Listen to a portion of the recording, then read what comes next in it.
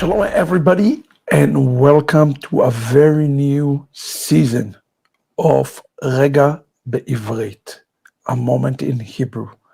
I hope that throughout this season, as we go through and learning a little bit about the Hebrew language, each and every one of you have a desire to learn the Holy Tongue.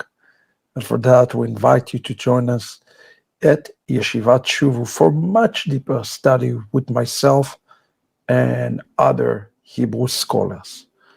Now, in this week Parashat Bereshit, we're running into a very interesting question. With the story of creation, the very first verse in the Bible starts with the words, Bereshit bara Elohim. In the beginning, God created the heaven and the earth. Now notice that the first two words in the Bible both start with the letter Bet. The question is, why is it that the entire story of creation does not start with the letter Aleph? After all, Aleph means the champion, the creator. It's come from the Hebrew word aluf, the champion, the master. It's created with the letter Bet. The letter Bet equivalent to the number 2. Why? It is because God speak of the 2 tablets. The Torah was already created at God's mind before the physical giving of the Torah for the children of Israel. 2 tablets, 2 oracles, and also 2 Torah, and written Torah and an oral Torah interpretation of the Torah. Why? Because God sees things outside times and space. But notice something interesting about the letter Bet. The letter Bet is closed at the top, meaning there is heaven. There is a supervisor below and above. It's closed above and below, and it have only one opening. This opening represents the way that you and I are to come in.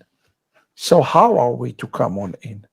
The entire gospel is found in the 2 verses of Genesis 1:1 and Genesis 1:2.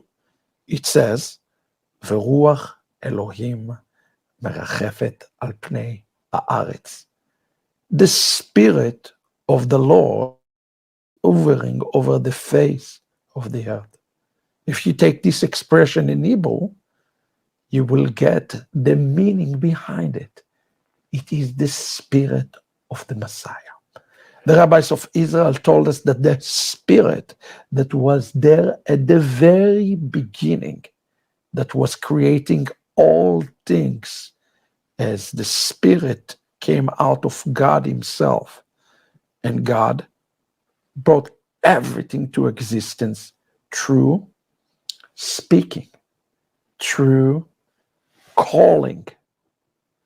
The word Vayomer, Vaikra, represent those utterances of God. And this is important for all of us to understand, that what came out of God is the Messiah. The Messiah is a partner, inseparable part of God that came out to create the heaven and the earth. That's why the rabbis of Israel teach us that the name of Messiah was already known before the creation of the universe. Name in Hebrew means existence. One does not receive a name in Hebrew until he formed and exists, like on the 8th day. What is the meaning for all of us today? The meaning for all of us today is that the Messiah was already present before creation. He is his essence is pre-existent. Now, notice that the letter bet also have a tiny little top on top of it to point to the Aleph, to point to the Father, to point to the Master. It is the bet represented the Son, the word Ben, that testify on the Father above. The Son testify of the Father. That's why the rabbis of Israel tell us that the world was created with the letter Bet. It's resulted in the word Bina, the understanding, the revelation. But in a deeper way, the word Bina is referring to the Ben of Yah, the Son of Yah, the Son of God. So let's make sure that we recap it and understand today's lesson. The word was created with the word Bereshit. Bereshit, if you flip the letters, you get the word She'erit, the remnant. Who will create the new heaven and the new earth? It's going to be the remnant.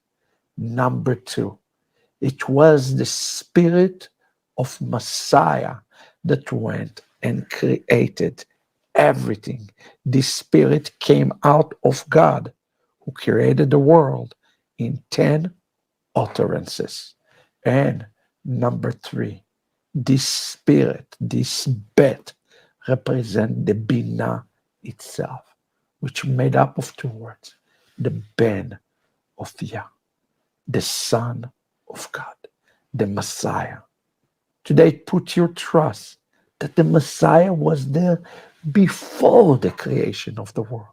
And that's why it says in the book of Isaiah chapter 11, Yatsa choter migeza Ishai. He came forth out of the stock of Jesse. The word Yatsa, speaking about something that has been pre-existent before time, not something that created out of nothingness, like the word bara. Yatsa means he was already there. And that's what Isaiah meant. He came out of God. He was part of God. The Messiah is the complete part of Hashem himself that came out. Is an agent to the world to be partner with the story of creation. Now, lastly, there is a question that is being asked all the time. Does the name Elohim refer to the fact that God is plural? Does that prove the Trinity or anything like this? And this is where I would like to caution us in Regah Bivrit today. Elohim, the Yud and the Mem apply complex ending to the word, but the verb also can be singular or plural. Bereshit, bara, Elohim. Think about it. The verb is singular. Elohim is complex. What is the upshot? God is one, but at the same time, God is compound nature. He is not two, he is not three, he is not thousand. He is Aleph, meaning thousand, and he is one. He is infinite. Let's follow the infinite one who gave us his son, the Mashiach, the Binah. The entire gospel is here before us. Let's be the Bereshit remnant. Until next week, shalom, everybody.